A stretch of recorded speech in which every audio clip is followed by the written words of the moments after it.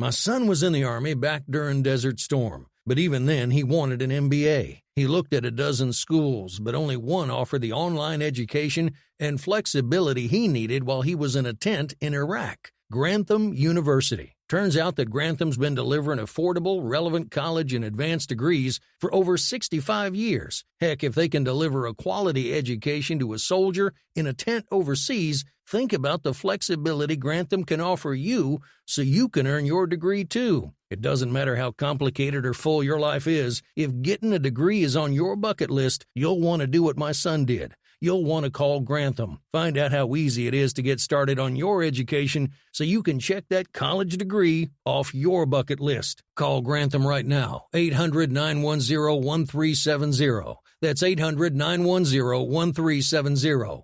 Flexible, affordable, relevant. Call 800-910-1370.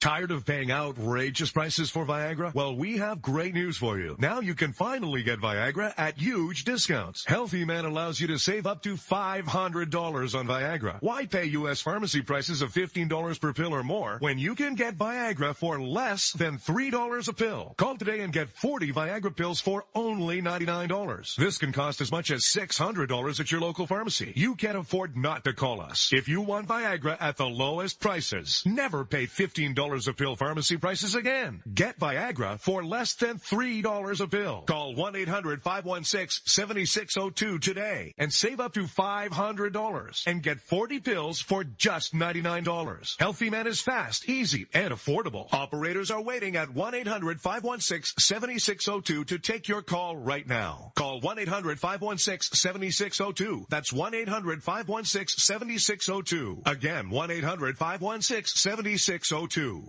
Attention business owners and independent contractors. This is a money-saving message from Tax Mediation Services. If your business owes $20,000 or more in taxes, we can help you today, right now. Listen, dealing with the IRS is no picnic. It's an intimidating and extremely stressful process, and you don't want to go it alone. Our attorneys know every law, every tax break, and every possible opportunity to help you resolve and reduce your tax debt. And if you owe more than $20,000, you may be at the top of their hit list. So don't take your tax debt lightly, because it will not go away on its own. The IRS can seize your bank accounts, your home, and even shut down your business. Call our tax experts today at 1-800-783-0810 and let us deal with the IRS while you focus on your business. That's 1-800-783-0810. Again, that's 800-783-0810.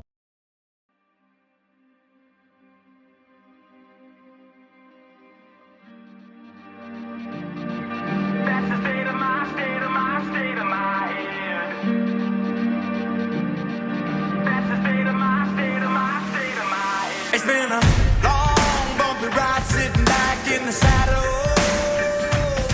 It's time to get down, dirty up our knees in the battle. Oh, come on, round up the boys, gonna make the walls rattle. Oh, our flag is tattered and our bones are shattered, but it doesn't matter 'cause we're moving forward. Round 'em up, let's go. Round 'em up, let's go.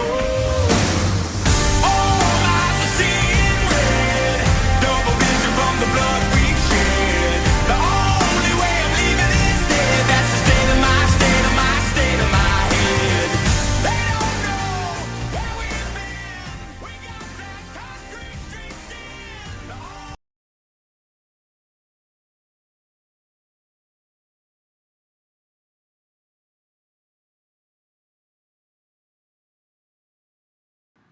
What's up, people? Cutting music before the show so you couldn't hear me because I had my mic turned off. Hey, Ordy. What's up? What's up, Ordy Packard? Oh, what's up, Lou? Oh, you know, just the usual. Same. Fires. 6 weeks of the shit. Today was actually one of the worst days for smoke. I feel like I'm back to a pack-a-day smoker. That bad, huh? Yeah, that bad. I mean, I've been coughing and hacking. I was with a client today and, coughing. I looked at her. I said, I swear to God, I don't have the COVID. Huh. Yeah, that would be yeah, bad. Yeah, there was actually nobody out and about today. I mean, it was like a ghost town. It was pretty surreal. So, why do you think that is? Just because people didn't want to be out in the smoke. Yeah. Yeah. It was like I talked about. I know I talked about it last week, but one of the most surreal things is, since the fires started, we had one day where just the sky broke and it was clear. I could see stars. I was out walking at night, and there was no air traffic. And I remember it felt like after 9/11 when all the air traffic was shut down, but there was no, between the smoke and the COVID, there was no air traffic flying over my area. And I'm in a major route between San Francisco heading anywhere east usually flies over me. So it was pretty surreal. How you doing, Matt? How's your world? Well, it's been a really interesting times in the news for me in the past week. Not even a week, right? It feels like it's been a couple of weeks. Yeah, the story broke when you and I were doing a special. We were filling in on red wine last week. And that was cool. We got to do a story in real time, which we usually don't get to do because there's no cyberfuckery on Mondays. Right? Yeah, it's usually like over the weekend. I think the most recent story that we're going to do tonight came out maybe this morning or yesterday or something like that. So yeah, I mean, normally, not a sexy story like that one, but right. With the indictments and everything coming out this morning, right? And it's like every day with Hunter's laptop, right? So which we're going to get to in the second half of the show, but so it's been really interesting for me in the news, which is it's not always weeks like this, but when they are, they're kind of crazy. So hey, it's time to shine. Get those new followers, right? Well, yeah, exactly. I got a few today with my little debunking that TechCrunch story. I'm really disappointed in the tech journals and the way that they're writing about the laptop thing, which is, it's cuts against everything that we know about forensics, and it's really disappointing. So, but anyway, I'll get over it. I'm not too disappointed. Well, we'll get to that. That's part of the show tonight. We will, and I didn't expect too much, so I'm not too disappointed. But right, yeah. So, but you have something that I'm not gonna really put my fingers on too much. You're going to open us up with some good news for gamers, maybe? Yeah, this is the first part of this came to me. Jeff hit me with it this morning, and which is weird that I didn't hear about this because I'm actually a Norton insider. And Norton 360 now has a gamer version, which, looking through it, the two main differences is the price, which they offer a monthly instead of a yearly option, and it's $7.99 for the first year, for the first monthly during the first year, which is a really good deal for Norton 360, and it basically has everything that regular Norton does. Strangely, it has less of cloud storage. You only get 50 gigs instead of 100 gigs, but that might be part of the $2. But one of the things it does, which is a huge thing for gamers, this is a big deal, is it detects when your computer is in full screen mode. Because there is nothing more annoying than when you're gaming and your antivirus keeps popping up messages on you when and taking a center screen. So you're trying to click on something in the game, and Norton goes, "No, you need to know that this is happening," which is rarely anything significant that you need to know about at that moment. But it'll only notify you in the most extreme. It'll pop up in full screen mode in the most extreme security risks. But everything else it comes with the firewall, VPN, real-time protection, Safe Cam. It warns you if anything's trying to take over your camera, like if you're doing a Twitch stream or something. It's got the password manager in it, parental controls. Like I said, it's the Norton Swiss Army knife. But like I said, at a good price that gamers can afford, and that full screen detection mode, that's huge for gamers. Yeah. So yeah, that's a big deal. So that's pretty cool. And like I said, I like Norton. It's not my favorite go-to, but it's a great backup. And if you just want to have one out-of-the-box solution and not have to micromanage 5 or 6 different apps on your computer for security, Norton is the way to go. Yeah, or, if you've got a kid that's a gamer and you want to put something on their box to keep them safe, I think that's... Sure. Yeah, no, definitely. It's a good solution. And in with gamer news today, Microsoft has in their new Xbox bar for PC, which if you're actually a gamer, you should disable in Windows. But this new one is actually supposed to be resource light, and it has a pretty cool feature in it that it's basically a sexed up task manager where you can see what tasks your computer's running at the time, how much of your system resources it's taking, and you can kill them if it's interfering with your FPS or if it's interfering with your gaming. If you're playing some high-end game and you need every single cycle you can get out of your processor, that's a handy tool to just have a pop-up that you can kill one of the 30 instances of Google that's usually running in the background. And by sexed up, you mean that it looks gamer cool? Yeah, it's definitely if to use gun parlance, it's tactical, and it matches your Windows theme. It's just not the usual gray box, and it's got the little grid and the graph, and it's in blue instead of boring Windows. It's sexed up, but that's a cool feature, and that is getting released on the App Store this week if it's not already. Well, cool. That's it. So it's on the Xbox App Store.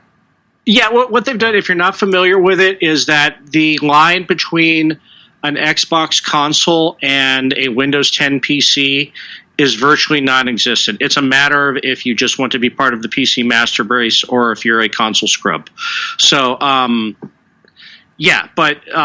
Xbox games will run on a lot. Let me rephrase that. Most Xbox games will run on Windows 10. So, if you buy it from the Xbox store or whatever, you can play it on Windows 10. And so the Xbox taskbar is just, like I said, it's a sexed up task manager without having to hit Control-Alt-Delete and see what processes you're running. Gotcha. You just launch this little widget, and it'll pop up, and you can kill processes from there. Excellent. Yeah. Chat, we would be remiss to not mention that there does need to be an app that you can shut off your Zoom mic and camera so that way you don't get caught masturbating like Jeff Toobin did. Well, yeah, and if you're not a journalist, you can switch off your camera in Zoom. But clearly, as we've discovered with this laptop thing, journalists don't know. Trying to remember for tech. They don't know fuck all about tech. No, they don't. And we'll cover that when we talk about the TechCrunch thing too. Is that here's a tech writer who shows how little they actually know about tech. I can't. But and it's the Tech Journal and editor's fault. But we will get to that. Yes, absolutely. And if you hear my ringtone in the background, I'm ignoring the incoming call. Okay, all right. So I thought I muted it. I failed. Lou, you're very muffled. Am I? Yeah. I wonder why. Now you're clear. Okay, because it looked fine on that. That was probably because your ringtone was muting me, or was limiting my sound. So anyway. Yeah. Maybe because I've got Skype on my phone. Anyway, yeah, got it. Okay, so all right, we have another Windows thing, right? And so we're going to go from Windows better security better security to worse security. So Windows Update, a new Windows Update attachment may contain Emotet. Is this what we're talking about? No, this one is, once again, Emotet. We haven't talked about them in a couple weeks because apparently they went on vacation for the fall.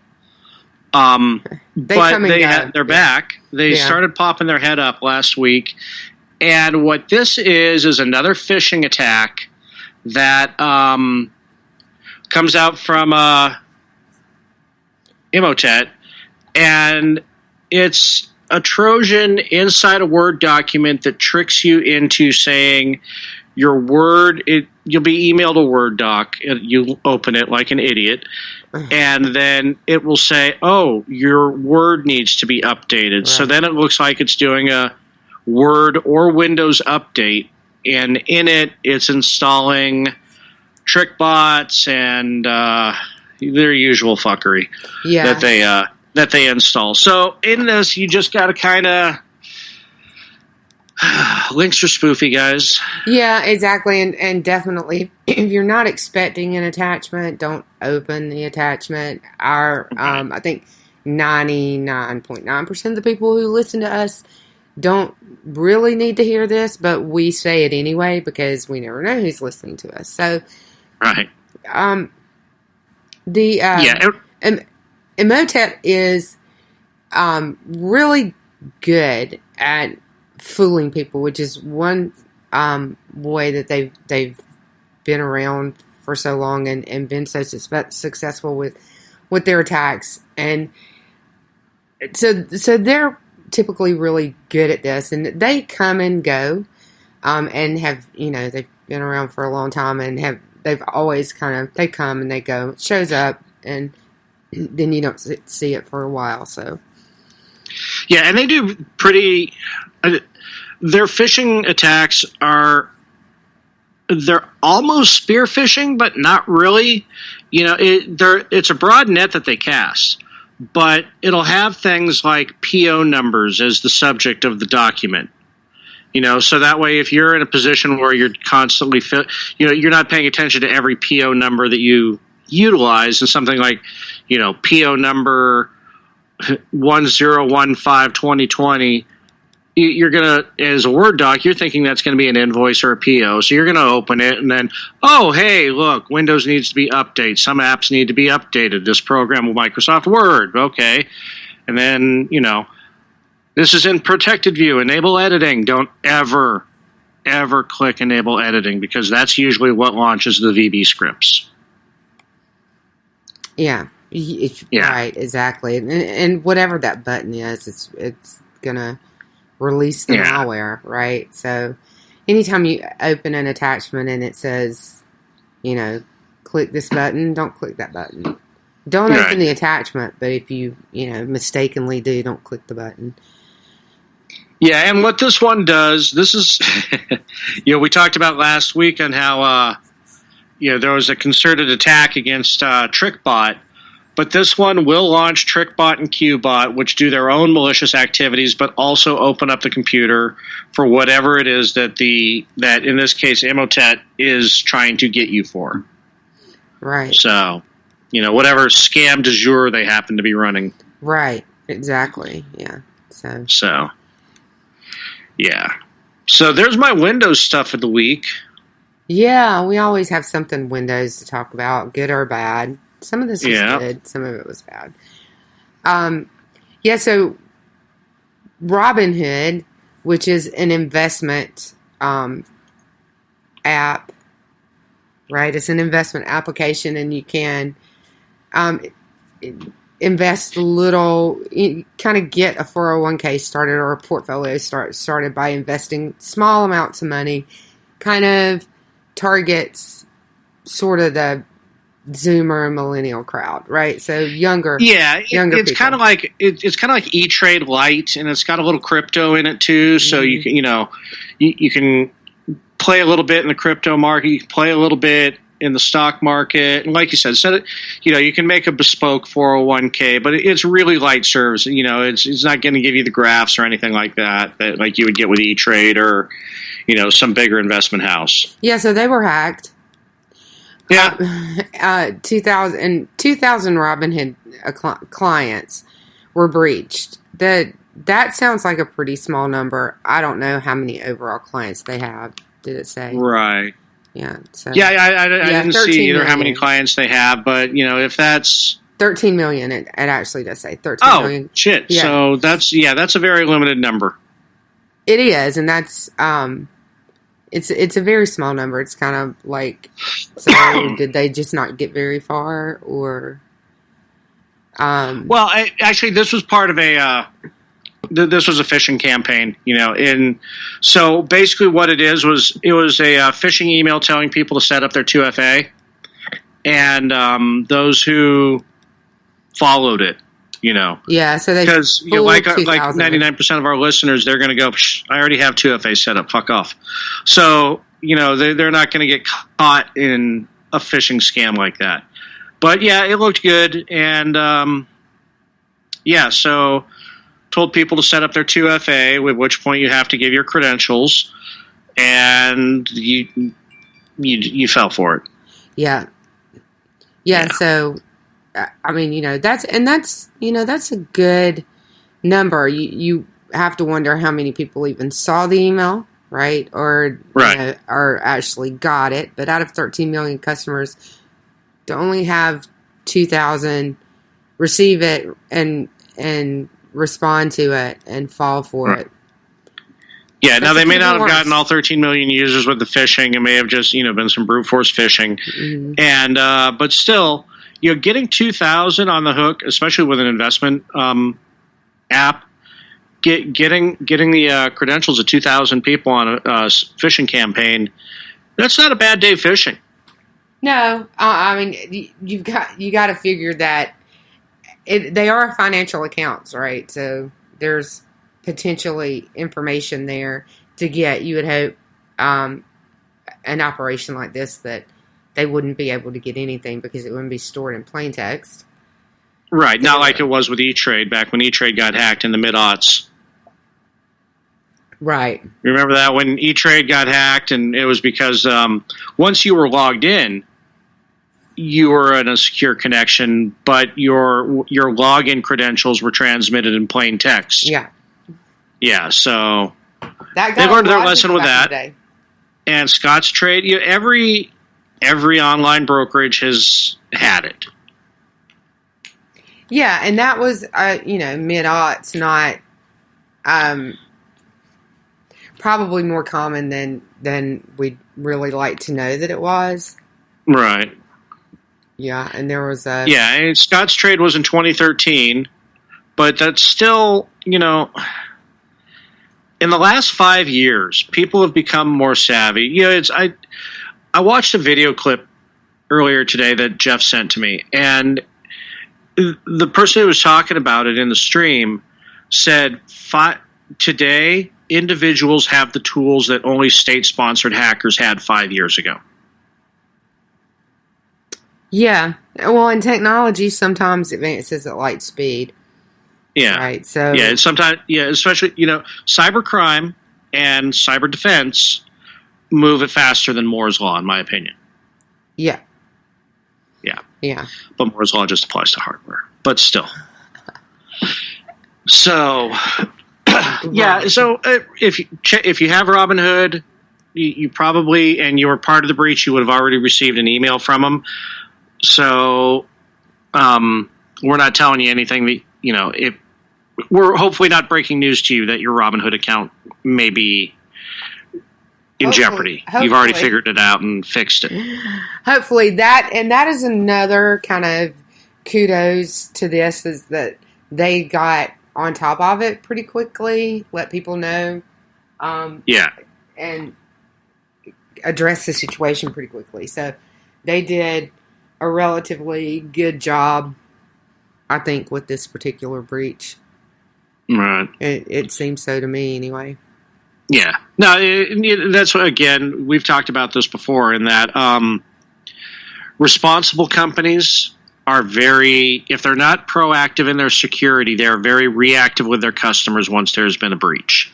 Right. So, an example of the good would be this one. And, there was a hack we talked about 2 weeks ago where the company just straight up said, you guys, and then there's Garmin, who kind of didn't acknowledge it. And then when they were forced to acknowledge it, said it's only affecting some of our services.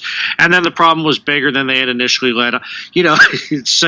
Once they have to file an FTC report, if they haven't informed their customers before the FTC report, they're kind of a shit company now.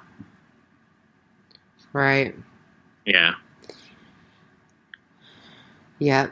So Because if you can't trust them to protect your identity, why are you doing business with them? Well, yeah, absolutely. I and if you can't trust them to be straight up with you, that your identity has been compromised through them, why are you doing business? That would be the thing that would turn me off faster than anything. I would dump a company. And if I remember correctly, the last time I looked at the stats on this, that is definitely what most people said. Like, they can forgive a breach if the company was transparent and, fast about notifying them. But, being slow to notify or not notifying, no. Or having to find out through the FTC. Right. Or the news. They would, there's little to no forgiveness for that. Sure.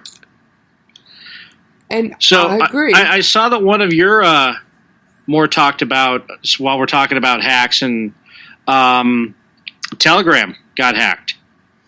Yeah. So, and this is what, I like to talk about encrypted messengers, right? So what I say, and I think I've said this to you guys in the chat listening before, that, Telegram is okay to use. Signal is okay to use, but don't try to be anonymous. But it's not something that you want to right? So we talked about risk profiles before. So if you're trading state secrets, or you're talking about really sensitive information, stuff like that, you want a much stronger encrypted, more secure system than Telegram or Signal, or, you don't want people to be able to find you by your phone number or your email, or, those things that connect Signal and Telegram and WhatsApp. It's okay to use the chit chat, right? But, secure communications, it wouldn't be my first choice. Well, right. They were breached, and this had to be a state actor job. I would put money on this as a state actor job. This was hackers that were able to access the Signal System 7, which you could probably explain better than I could because you used to work for an ISP, but it's a system that sends mobile communications through the air, across the world. It handles a lot of text and even, encrypted and unencrypted, and it's basically used for connecting mobile networks. It's like the reason your AT&T phone works in a Sprint service, or it's all through SS7 handshakes, and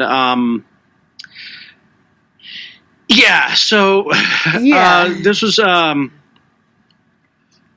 another this one caused cell phones to reinitialize their devices if it was on a different network, at which point they were able to gain access to Telegram and other messengers through... They were going after 2FA login codes, and with that point, then they were able to and they basically switched the short messaging system of the victim's mobile phone provider to their system. So, and the reason that this worked with Telegram is the way Telegram works is not through a password, it's through a code. So, your phone number and a code is how you get, and a Telegram code is how you get in, not a password. So, sure. That's why this works so well with Telegram, which is kind of what makes this kind of brilliant. So like with Threema, you have a passcode that you get in if you encrypt it, which, you should always encrypt everything with a passcode. With Wicker, it's a password, but with Telegram, it's a code that they send you through Telegram. So if you're able to bypass their system and send it to your system, then you have everything that you need to get in. You've got their phone number and you have their passcode to get into the system. And because as we talked about when I did the 2FA primer, 2FA is based on something you have and something you know. your password and your phone, or something like that. So if you're hijacking the phone, that's one half of the 2FA that's taken out of the equation. Right. So, and this was very targeted.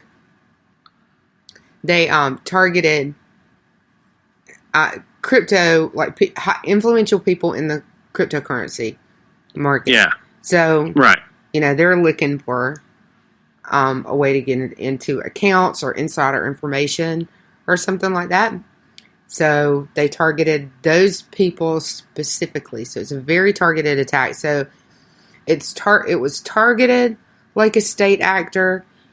China has been known to hijack similar and reroute similar systems. Norks are famous for cracking SMS systems. So, that this is why I say it feels very much like a state actor kind of hack. Sure. Yeah, and I'm not going to guess which one, but I mean, we probably just. I'm going to say Western Pacific region. Right, exactly. We're probably the Pacific Rim somewhere, right? Because we just gave a couple of reasons that they would be likely suspects, right? And if you've listened to us for a while, you know that every state sponsor and every hacking group in a region has their MO. So it's kind of like, without saying that this would be Norks or China, you can kind of say this feels it and make an educated guess one way or the other. Right, and an Israeli security firm investigated and helped some of the victims get their systems back, and they said that all clues pointed to an SS7 attack. So that's where that came from. I actually had that story open 3 times in my bar. I'm cleaning my bar before the break, and I'm like, okay, cover that. Wow, that story's in there 3 times. We wouldn't want you to miss it. I really wanted to make sure we covered it. Right. So, and SS7 attacks are becoming more frequent, right? So, we hear about them more often than we used to, and again, I mean, I've never heard of one that didn't come out of North Korea, or I believe maybe there was one that was Malaysian actors. Yeah. That maybe, if I remember correctly, but most that rings true. Yeah, most of them come from that area. So, which makes you have to wonder about the security of those systems in that area, that it happens there more often than, say, Europe. Or, because we did do that one thing where we said how different regions, how their security, in some ways is better than the U.S., but in other ways it's more compromised. In some areas of Europe are worse than the U.S. in something, but, and so it's like every region has where they've focused on one aspect of their technology more so than another. Yeah. And it seems like SS7 is wide open in the Pacific Rim. But we'll keep an eye on this because the Israelis are investigating it. Mossad and the Israeli National Cybersecurity Authority are investigating this. So I feel sure we will get a very clear and detailed answer as to what happened. And that also tells me definitely a state sponsor. Right. And who did it. Right. Because Mossad is involved in the investigation. Absolutely. Yeah. Absolutely. I can certainly understand why they might feel like it was a state actor. That's those Huawei 5Gs that nobody wants to put up. Right. Yeah. I'm sure that that's not what's going up in Israel. I believe, just judging from the changes in the because Verizon is well into their rollout of 5G technology, and I believe that the tower nearest my house has been upgraded with it or outfitted with it or they built a new tower, which I haven't noticed, but that could be. My phone has gone from 1 bar to 3 bars. Sure. Yeah. So they're either testing it or I mean, it's here. There's no new tower that I've seen, and for that to happen, it would have to be close enough to my house that I'd noticed it. Right. I would think. Unless it's one of the tree ones. Yeah, I think those are 3G, and they're sketchy. Right? Yeah, I don't know. That was a big conspiracy theory. If you're going to be a cell tower, be a cell tower. Don't be a fucking tree. Right. Yeah, those are actually those don't cross the uncanny valley at all. They're actually more disconcerting being a cell tower that's trying to look like a tree than if it was just a regular cell tower there. I think so, too. Yeah. Yeah. Those are so far from the uncanny valley as to just be a cell tower. Yes, just be a cell tower. But there's like big conspiracy theories about those too. Like, sure. Yeah. Like in 5G caused the Rona. That's why the Amish don't have coronavirus. We don't have 5G. Is that or it? television? I don't know. I'm just pulling shit out of my ass on that one, Lou. Well, somebody's got to do it, Orty. All right, so it's break time, isn't it? It is break time. Okay. We will be right back, and the best part of the show is yet to come. Isn't that somebody's campaign? Yeah. Slogan? Okay, good, perfect. We'll be right back. 1, 2, 3, 4.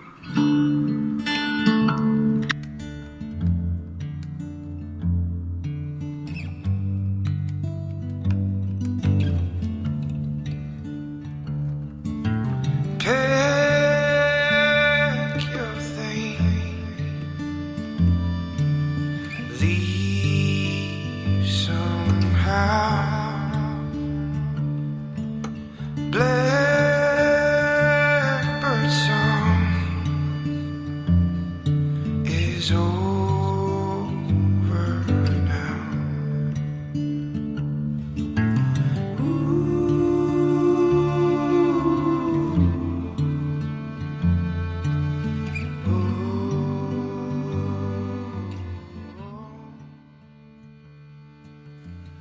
As a small business owner, you deserve more. More confidence, more connectivity, more of the tools that help your business thrive. And at Cox Business, you can expect more from us. We don't just have sales reps. We have perfect plan identifiers. People who will work with you to make sure your business gets everything it needs and nothing that it doesn't. Your business deserves more, and that's why you can expect more from Cox Business. Call 800-526-8572 to switch today. There's nothing more predictable in life than the unexpected. Lightning will always strike. Hail will fall on roofs. Fortunately, there's AAA. AAA has been helping members stay prepared for over 100 years. So when unusual storms, fallen debris, or sudden leaks happen, you'll be covered. Check, check, and check. Get the home and auto insurance you need by talking with a AAA insurance agent today. Visit AAA.com/insurance or stop by your local AAA store.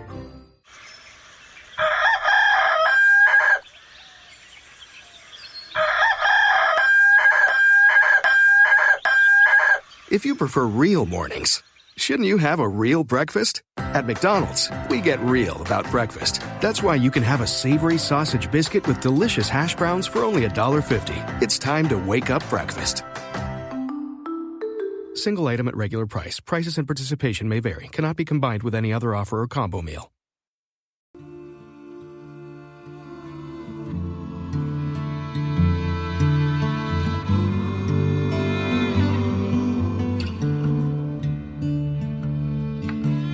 Mouths are dry, river runs, hands are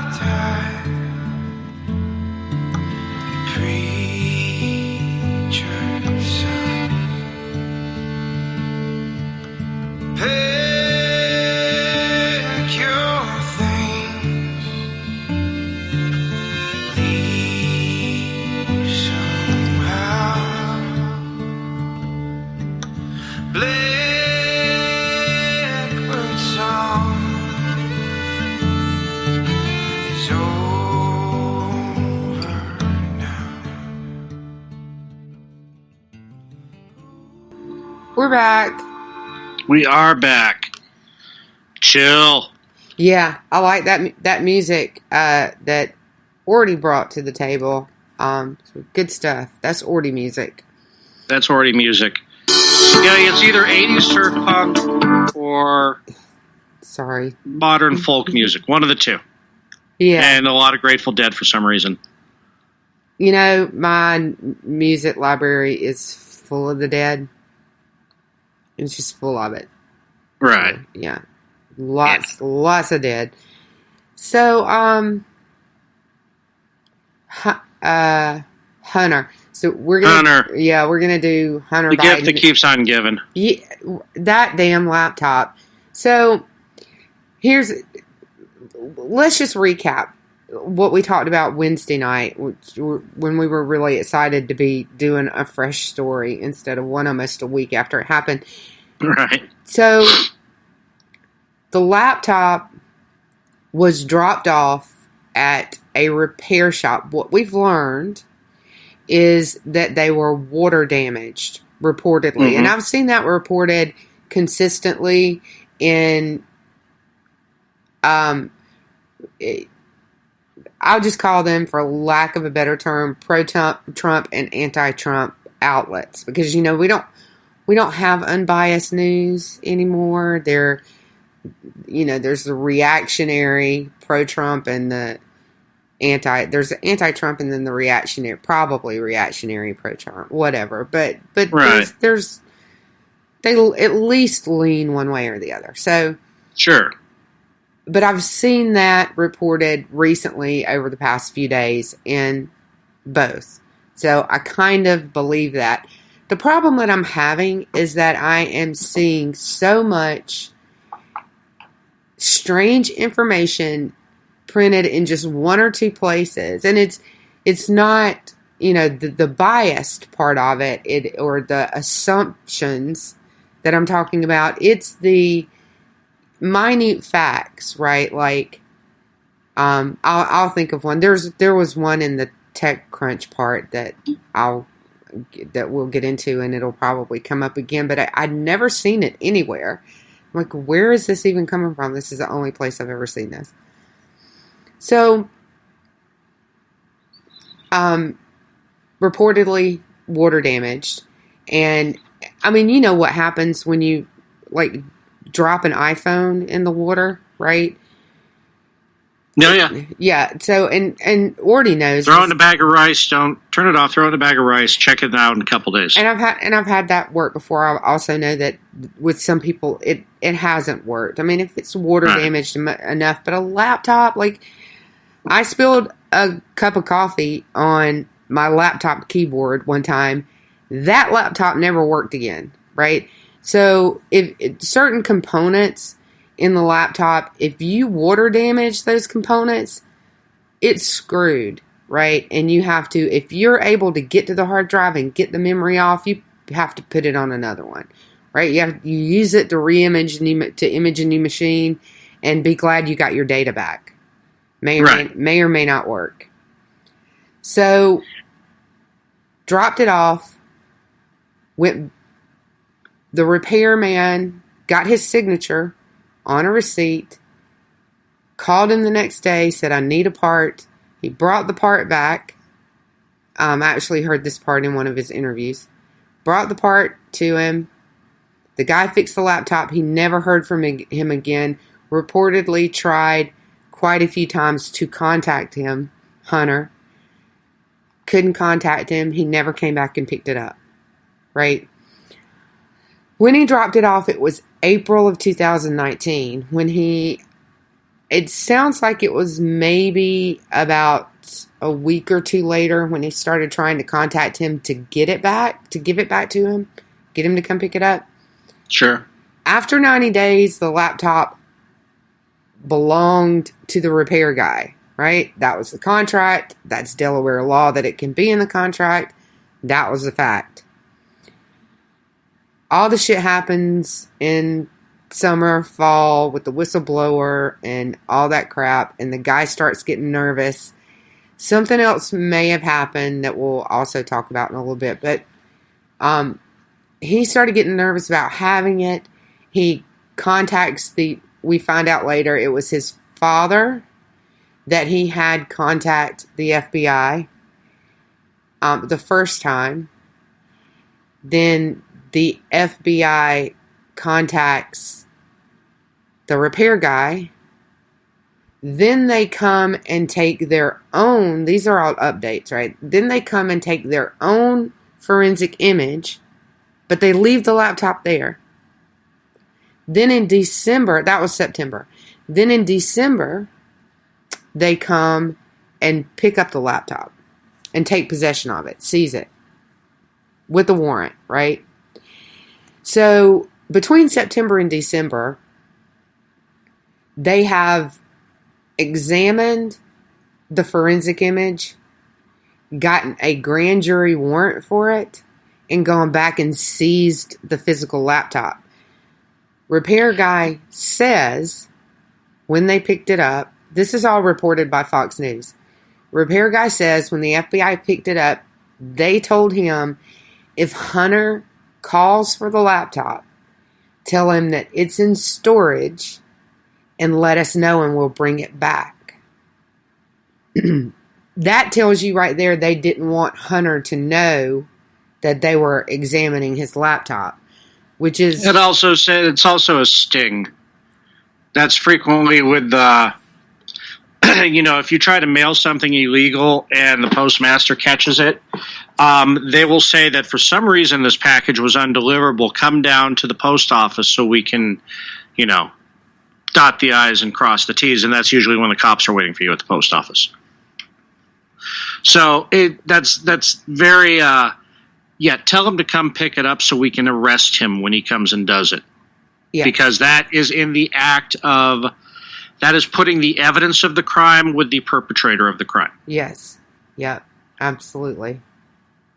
Absolutely. So, now one thing, you'd made the comment today, and I had replied to it, in that there's some news organizations who are saying no reputable tech would do this. Ethical. Now, yeah, in my trade, I am legally obligated to report any child endangerment or abuse that I come across on a laptop. There are about 40 trades in the state of California that are required to do this. 6 other states require computer technicians to do this too. Or if I were to come across, because there are rumors that there's child pornography on it and everything else, were I to come across that through the normal use of my, the normal duties of repairing the computer, like, an example that you gave today was that somebody took their computer into a Best Buy to have a DVD burner put on it.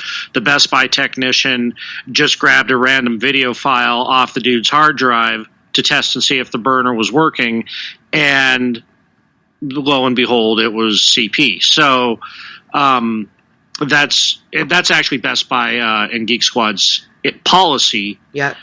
Separate from state policy. But in the state of California, if I were to come across anything like that, I am obligated by the law to report it. Anyone decent or ethical that would do it anyway. Yes, would absolutely do it. Now, yesterday on Maria Bartiromo, she was interviewing Ron Johnson, Senator Ron Johnson, and name for some reason sounds like a porn name to me. Right. But she said that her sources told her that, maybe she had done her own investigation, but they had seen a copy of the warrant, or the warrant affidavit. So when the FBI gets a warrant, and investigators for the police too, when you do a warrant, you have to write an affidavit, sign it, take it to the judge, and the judge signs the warrant, right? But the police or the FBI or the investigators have to do an affidavit and swear that everything in it is true. So the FBI agent that did the affidavit for the grand jury warrant that was presented for Hunter's laptop was an investigator that works in crimes against children. This was reported on Maria Bartiromo. Ron Johnson confirmed it.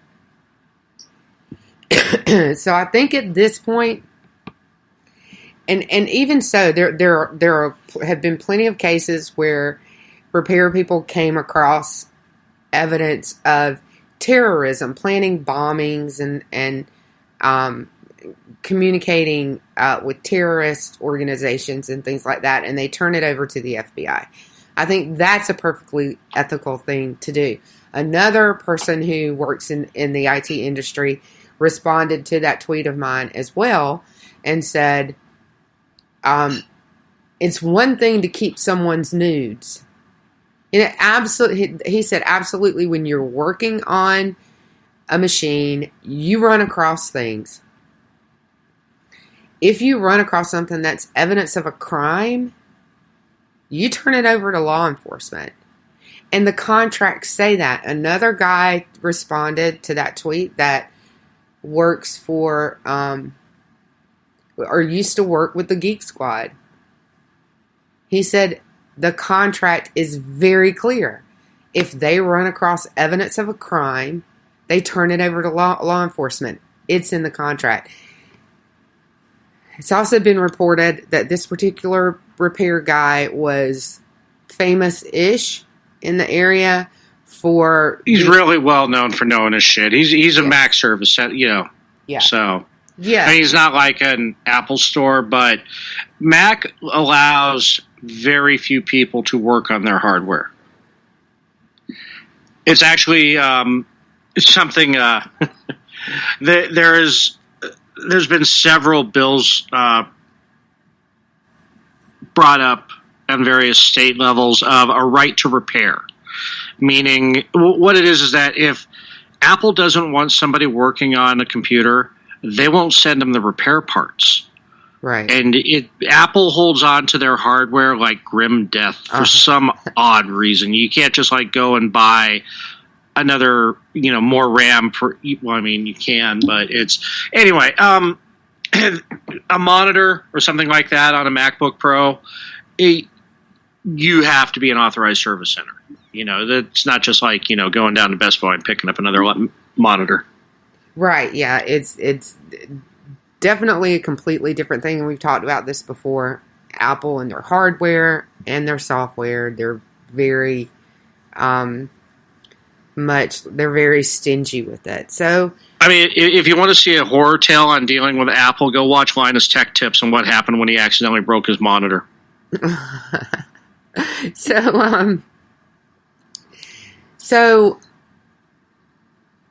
Yeah, so the guy was reputable. I would imagine his contract probably said the same thing, even if not just ethically, right? And I mean, I don't know about, they stress ethics in my classes a lot. It was forensics, so it's a little bit different, but just ethically, if you're an ethical person, right? So, and this guy's kind of been sold as a diehard Trump supporter. Well, I could have been a diehard Biden supporter, and if I had come across anything that was evidence of a crime while repairing his computer, I would have done the right thing with it, which would be to contact law enforcement. I'm sorry, don't ask me to repair your computer if there's evidence of a crime on it and you don't want it to go to the cops. I mean, it's just kind of that simple, which is basically what the guy was saying Best Buy's contract says. So, at any rate, that's one thing that they're trying to sell, right? And this TechCrunch article was definitely trying to sell the fact that an ethical repairman wouldn't have done that. Well, the article was about the provenance, right, of the emails. What does that have to do? What his point was that the repairman planted this faked evidence on the laptop. I can guarantee you, if someone is going to plant that volume, 40,000 emails, 12,000 images. If you're going to plant that volume of evidence on a laptop, you do not give it to the FBI. Because the FBI has the resources to know that evidence was planted, and then you're the one that ends up in jail. Well, and we've talked about how metadata changes from computer to computer to computer. That's how it works. Mm-hmm. That's a feature, not a bug. Right. So, yeah, that would be obvious through just, the metadata of the emails or the images or anything else. The other thing is that what raised my flag with that TechCrunch article is that we're supposed to believe that rando... You know what? Let's even just take it out of rando tech. Let's just say vast right-wing conspiracy had all of this material on hold waiting for the chance that Hunter Biden might fuck up an electronic device so they could plan it on it. Yeah, I mean, that's strains credulity anything more than Q has ever said. Yeah, it really does. I mean, this guy's points were really kind of crazy. So let's just go, because he covers pretty much every crazy point that the media has tried to make, and it was one reason I kind of debunked this article point by point, because he pretty much covers everything. This was funny. The very idea that a laptop with a video of Hunter Biden smoking crack on it would be given to a random repair shop to recover is absurd. Where else would they show up? Where else? Right, and it wasn't a random repair shop. Like you said, this guy is well known for being... He is well known. He's well known in the trade. The day that it came out, we talked about this on Wednesday, is that even though that they obscured the dude's logo on the invoice or on the repair order signed by Hunter Biden, there were a couple reporters in the area who were able to recognize it, even though it was, pixelated and, obscured. Just say, yeah, you know what? It doesn't surprise me that he would have taken his laptop to them. It's kind of like the premier repair shop outside of an Apple store in the area. Right. And the fact that he didn't take it to an Apple store kind of makes you go, he was looking for somebody that he hoped wouldn't notice, right? And this guy was saying that, why would he take it to them and not an Apple store? Well, don't you think that the Apple's contract probably says the same thing Best Buy's does? Sure. Yeah, me too. Like, I haven't seen it, but I betcha it does. If the Geek Squad's contract says that, Apple's contract says that. And he knew he had evidence of a crime on there, so he was hoping that he was giving it to somebody because they weren't the Apple store, right? So this is, but this is just an alternate theory, right? I'm not saying that I actually believe this, even though some of this I do actually believe. But he says that it's beyond the worst operational security. You know who doesn't have good operational security? Crackheads. Right. Yeah, I mean, I'm sorry. For instance, in the Anon world, among Anonymous, the ones with the worst OPSEC are the drug addicts. Well, and I mean, we're talking about a dude. It's not like, the Biden meth thing is new, because he left his crack pipe in a rental car once before. Yeah, exactly. So, one of the points that I made here too. I mean, let's not credit the Bidens with an overwhelming abundance of OPSEC, okay? Right. But Mr. Coldway, which I think is a weird name, and I'm not sure it's even his real name, but maybe it is. It is, however, very much a valid way for someone to make a device appear, air quote, appear, to be from a person or organization without providing any verification that it is so. Hunter Biden's lawyer has requested the laptop. There's all the verification you need. Right. And I don't remember if this article was written before or after that, but since Rudy said that pretty much on Thursday, it was probably after that. But that he made the point. My point was, Hunter Biden has never been investigated, raided, arrested, charged by any law enforcement entity. No warrants have ever been served against Rosemont Seneca. So why would his laptop would have ever been seized? Right? So, because his point is authorities would have seized it already. Why? With what warrant? How? Right. Prior to this, there was no evidence of wrongdoing. And if you're going to put your crime spree on a laptop, right? He'd already been the wrongdoing. There was evidence of wrongdoing, but they continued to deny it, and this they haven't denied at all. No, nobody has denied any of the information. No, they have screeched Russian disinformation, but at no point has anyone said that's false. That's not Hunter Biden in a bathtub with a cigarette. That's not Hunter Biden passed out with a crack pipe. That's not Hunter. None of that has ever been said. Which, if you're going to say the material is fake, it's all fake or none of it's fake. Right. And even if sure, Hunter liked to take a lot of pictures of his junk. So let's look at the emails. And all right,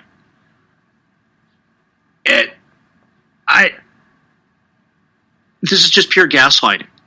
Yeah, on the part of the media. It's absolutely gaslighting. The next point, and this is one that I have heard made several times, is that $85 is too cheap for the diagnosis, recovery, and backup of 3 damaged Macs.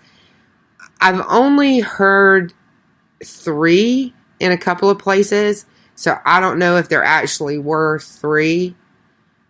There's only I didn't see that the FBI picked up 3. I've only heard 1. I've never heard 3.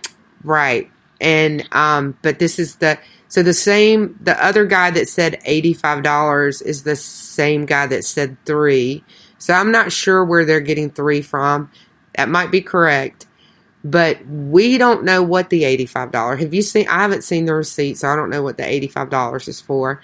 It may have been just for the diagnosis. Have you ever dropped your car off and said, "Call me when you know how much it's going to be"? I charge $50 to put something on my bench before I figure out what's wrong with it. I will then call the client and say, "This is going to cost you X amount of dollars," but just for it to go on my bench is $50. There you go. So, and that's how much money they leave with you, right? Right. Right. That's your deposit, basically. Right. That may have just been the deposit. They are, again, this is gaslighting. They're like, $85, that's too cheap. That it's all bogus because $85 is too cheap. But the other thing was he couldn't visually identify him. Well, not being able to make a visual idea of a person is a completely different thing from not being able to identify that a laptop belonged to or was used by a person. There's a dozen different ways to do that, and then some. Well, here's the simplest one. He linked his phone to the laptop. Exactly. Call the number. Exactly. Yeah, because his text messages, right. Hey, who is this? Oh, this is Hunter Biden. All right. We know this because his text messages were found on the laptop. The other thing is, on a MacBook Pro, when you log in with a Apple ID, it links everything. Everything. Like, you have to sync them, but not your phone. Your phone is linked automatically.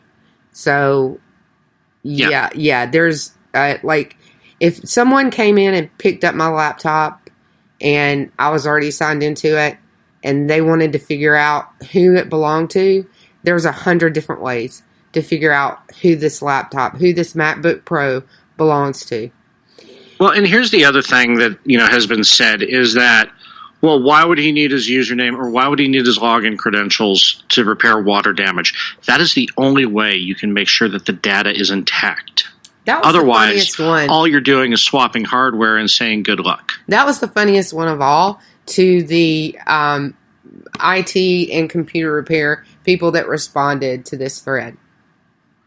Right? Yeah, so, it's a given. We talked about it last Wednesday, too, is that, I can boot Windows up in safe mode to make sure that Windows is working, but I will have no idea if your data is any good. Yeah. Yeah. Well, and that was the one that was number 4, I believe. Yeah, that was number 4. And my point on that one was, so he said,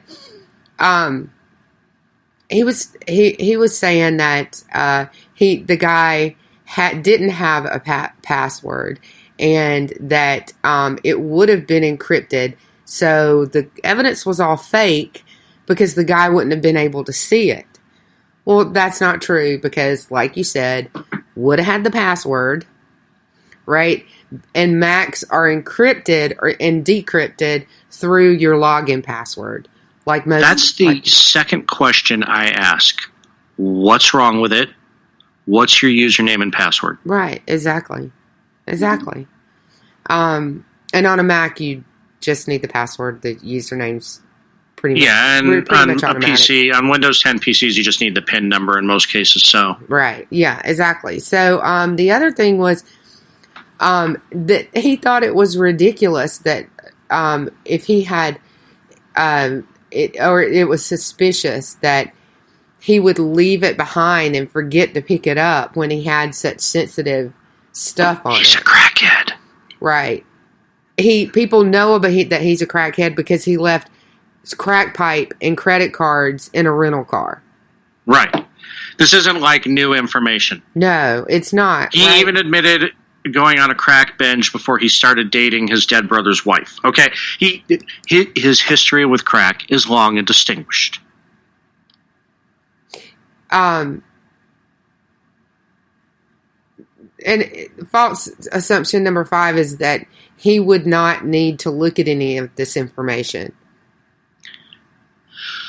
If you're doing a data recovery, you have to open a variety of files. You usually just grab the first files that you see. You'll grab an audio file, you'll grab a text doc, Word doc, and you'll launch the email client just to make sure whatever the client is the primary use of their computer, you make sure there's at least that functionality. This is standard computer repair 101. It is. And you know what? All you have to do to know this is watch an A+ video, right? So just watch an A+ course video. They teach this in A+ classes, which is a certification that is all about repair and hardware and building machines and stuff like that for people in the chat that might not know that, but our group probably does. So, anywho, so JC in the chat, I bet he had a file that said not porn subdirectory, not CP. Probably, but in his bookmarks bar, totally not CP. But the other thing that on a Mac, especially with videos, because Macs are very graphics friendly, right? The other thing is everything previews on a Mac. So if you have a video, there's a preview of it. It's not just an icon. Everything is previewed. So he could have glanced at them. If he's, partially blind, I imagine that he probably uses large icons. He could have seen something. It could have been right there. So many things that this guy either just ignores or gets wrong. It gets wrong on purpose. And, he talks about the technology as if he knows so much about it. And if you know that much about it, then you're just bullshitting and gaslighting everyone. Which, as you know, drives me crazy. Yeah, either he has no idea and he's just, I saw this on Twitter. This sounds good. I'll put it in my article. Or he knows and, like you said, he's gaslighting and bullshit. Because everything from this is what I do. Everything he said is completely wrong. Yeah. Everything he says doesn't violate, but it goes against standard operating procedure for computer repair. Yep. There's things you need. Login credentials. There's things you do, make sure the computer's working. And that doesn't, it booted desktop. Well, fuck, we're good. No, you have to launch some apps, make sure that they're,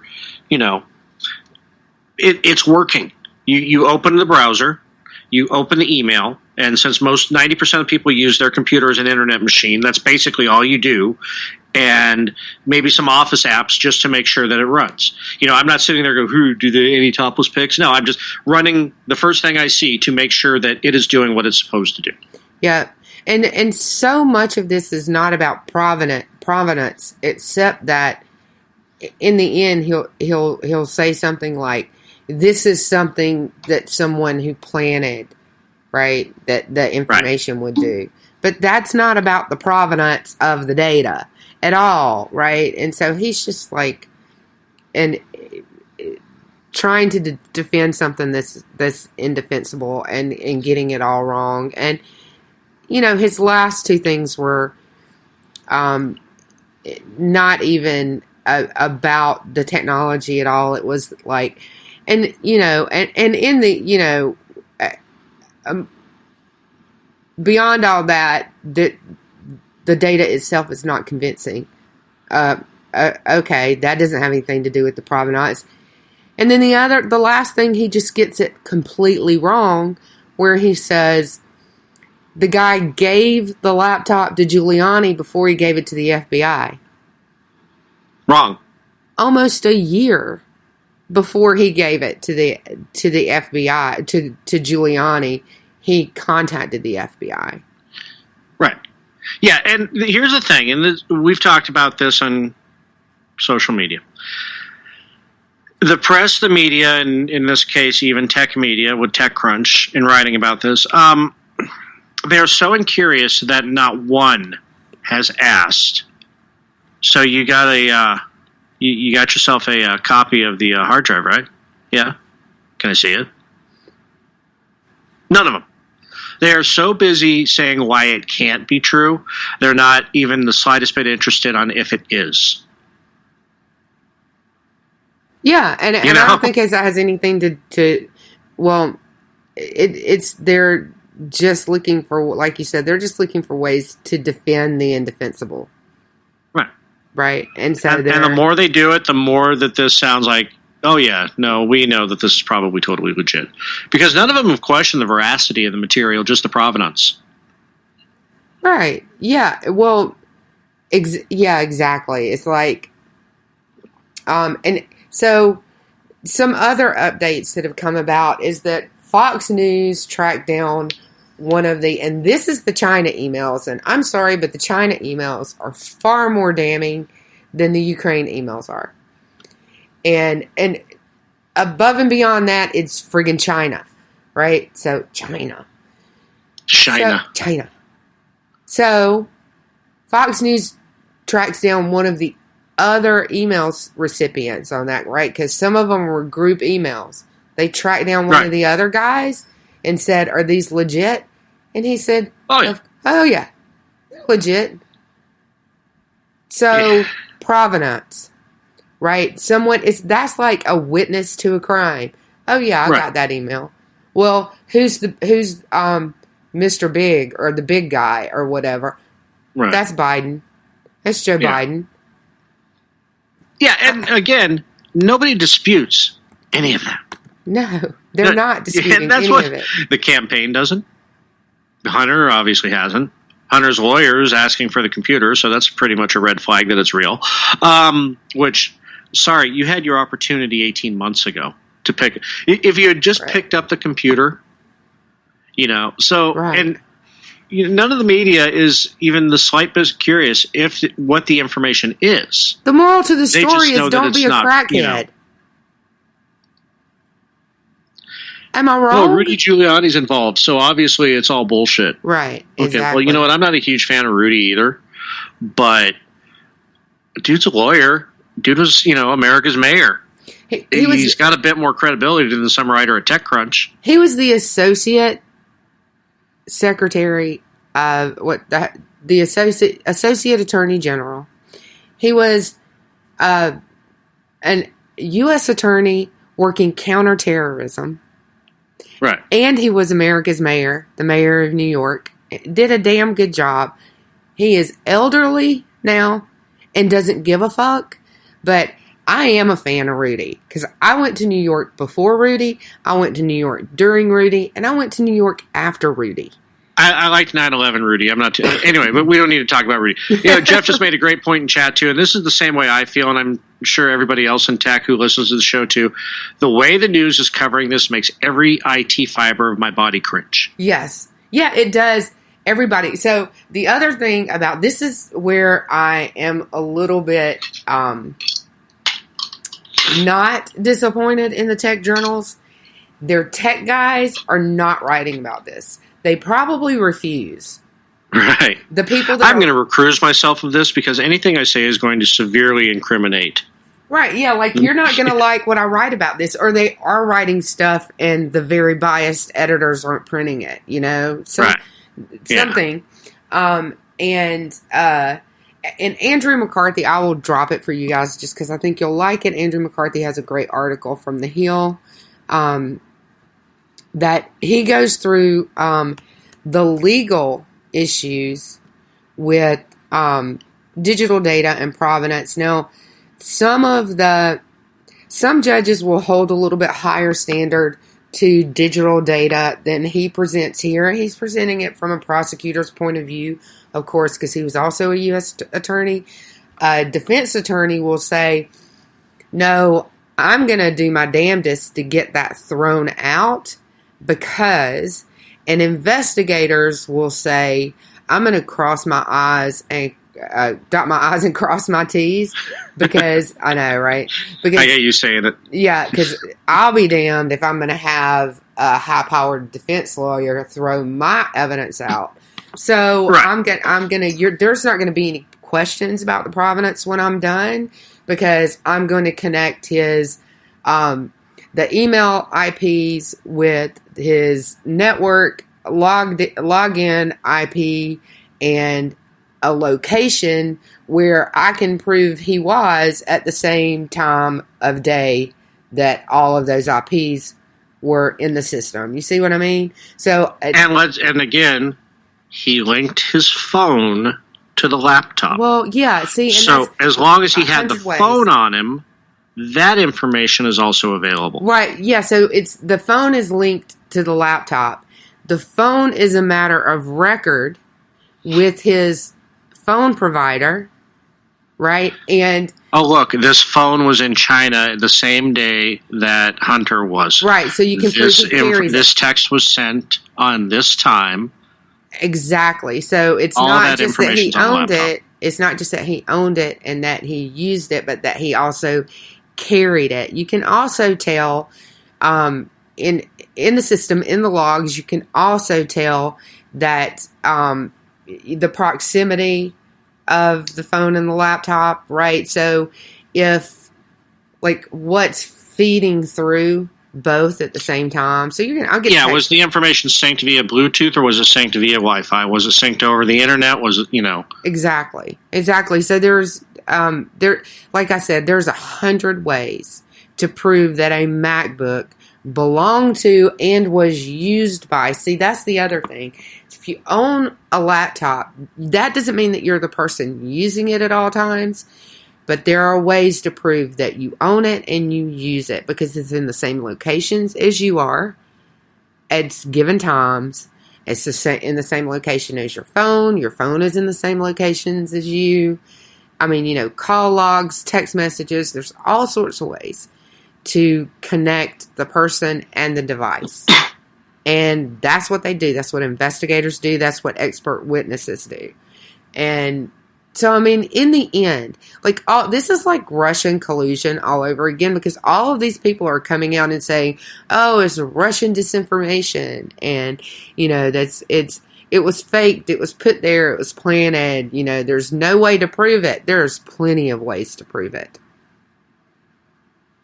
Yep. And the guy, when the FBI showed up and pulled a forensic image of that laptop, if they had thought for a second after examining it, and they would have known that any of that was planted and was not put there by the person who owned the laptop, they would not have bothered to get a grand jury subpoena to go back and seize that laptop. Oh, they would have gotten it, but it would have been used against the shop owner, not Hunter Biden. Exactly. Yeah. And he'd know already. Right. He'd know already, because it wouldn't have been a year, because he was trying to frame... He would already be in jail. Yeah, he would, because, you know, he's a diehard Trump supporter. Because he's a normie. He's a diehard Trump supporter, and he was framing Joe Biden's son. So... Well, while we're talking about Russia, we got our last story we can get through. We're already running long. They're getting bonus content. But let's do the indictment against GRU. Yeah, because it's pretty late. Yeah, so we indicted some more Russians. But this time I feel like it was like... I feel better about it this time than I did last time. We'll still probably never get them here, but at least now they can never leave Russia. Because if they go to a, we've talked about this before, but if they end up in a Interpol country and they try to go through the airport, they're probably going to get picked up unless they're in disguise. But so we got some more GRU guys, and these guys belong to a group that we've talked about before, 74455, which is Sandworm. Yeah, you and I talked about it before the show, is that a lot of times the media will group in Sandworm and Fuzzy Bear and the others, and while it's a pet peeve for us, you know, my rationalization for saying that it's okay is that if you don't listen to the show, or if you're not reading tech journals or cybersecurity journals, the players, the different APTs, can get confusing. And it's the same way that shorthand Cyber Command is used for Cyber Command, CISA, and various other cybercrime units, in that it just makes it easier to digest for the normie. But in this case, like you and I were talking about, it's a pet peeve that some of these things have been attributed to Fuzzy Bear that were actually Sandworm. Yeah. And, I mean, they list a lot of them now. Not Petya is the one, or some people pronounce it Petya, I think.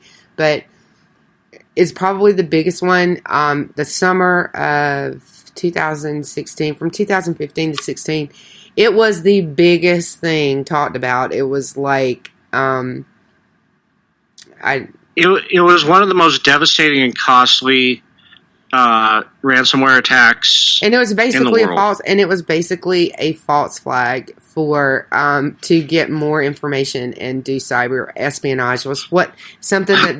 This is what they revealed in the press conference today, that it wasn't even about the ransomware. It wasn't about the ransom. It was about espionage and getting to other systems. So it was kind of a distraction, which was one of the most interesting things to me about the press conference today. Yeah, one of the interesting things to me, too, is that one of the people that was indicted for this was also recently indicted for the DCCC hack. Yeah. So there is some crossover with that for sure. Yeah. But these guys, they were part of the Olympic destroyer Pyongyang Winter Olympics attack, which the State Department called one of the most petulant, childish cyber attacks from a state government ever. Yeah, well, they were mad about the basically because the Russians were prevented from participating because of their doping. Yep, and they were mad about it, so they retaliated. Yeah. French elections, Ukrainian power companies. These guys they've had their fingerprints on a lot of stuff. A lot of these guys are young too, like 26, 28, 32. They are the one. They are, according to this indictment, they are the ones that brought down the Ukrainian power grid. Right. So midwinter, yeah. It's kind of funny. The screenshot in the article said $300 worth of Bitcoin. What is that, like? It's 1/50th of a Bitcoin right now. Maybe something like that. 1/50th of a something. That's an like old that. screen grab. Yeah. So, but that's probably from. I don't know. It's probably that was during the NotPetya, so that was 2017. Yeah, that was before the big 2016, one or the other. Yeah. So yeah, it wasn't quite as much as it is now, but yeah. So they are indicted, but just like these CCC guys that were indicted, they probably will never face a U.S. jury. I would be quite surprised. Yeah, they have to go into an Interpol or country that has extradition with the United States. So they're enjoy Russia, right? And enjoy it until as long as there isn't a regime change that suddenly becomes more friendly and has extradition treaties with the United States. Right. Yeah. Absolutely. I wouldn't want to be stuck in Russia forever, but I mean, that's. I don't know. I hear the Black Sea is nice. Yeah, I don't know. On the coast. I don't know what Russia does with hackers that are indicted in the U.S. If they're become superstars, or even more so than they were, or if they just kill them. Yeah. The answer is yes. Embrace the power of and. 9mm cerebral hemorrhage. Possibly. Yeah, something like that. All right, so that's... my board's clean. How about yours? Yeah, my board, it's clean now. Good. All right. Great show. Hey, by the way, everyone, just so you know, in 34 minutes, it's Jess's birthday. Happy birthday, Jess. She's in the chat, isn't she? She's in the chat. That's yeah. Happy birthday, Jess. Happy birthday, Jess. I wish I had the birthday song loaded up. I'd play it for you. But I'm not going to sing it, and that's me doing a favor for you. Yeah. Yeah, we're doing you a huge service by not singing it. Right, yeah. Yeah, Jeff, the greatest trick that the Soviet Union ever played was convincing the West that Eastern Bloc women were unattractive. Right, look at Melania. She's very pretty. Right. So. Yeah. So, and all those OnlyFans Russians are nice looking. Yeah. So, not that I would know. I've just heard. Yeah. So where can we find you the rest of the week, Lou? Nowhere. I'll be back here Monday. I'll be producing Aggie tomorrow, and Aggie and Brad tomorrow, the Red Wine Girls on Wednesday, and Aggie and Mickey on Friday, so you should all tune in for them. Sure. And you? I will be tomorrow night filling in for, once again, the ever essential Dan Wright on Robinson and Wright. And I haven't heard yet if we're going to be doing a political science theater 11 million K with the debates on Thursday or not. So I'll either be on that, or I will be on with Brad Slager on the Culture Shift. Yeah, I'm sure you guys are doing a debate show. I can't imagine that you wouldn't be, but it is the last debate. Yeah, it is the last debate, and there were only 2 presidential debates. So right. Sorry, not tomorrow. Wednesday. I don't know why I said tomorrow. I thought it was Thursday. Yeah. No, but I mean on Robinson Run on Wednesday. I don't know why. Did that happen to you? Tuesday, Saturday? Anyway. I don't know, Woody. Maybe you have the Rona. Maybe I've got the Rona. I know I've got black lung from all the goddamn smoke. I'm a lunger now. They need to do more forest management. It's called forest management. Not getting too political, even though we just did a whole bunch on that. I did love that NBC accidentally said that Trump was right, saying that California's fire problem is due to poor forestry. Yeah, that was an accident. Yeah. Yeah. So, anyway. All right. Thanks, you guys, for tuning in. Hope you enjoyed it. We love y'all as always, and we'll see you next week. Hail Hydropene. Hail Hydropene.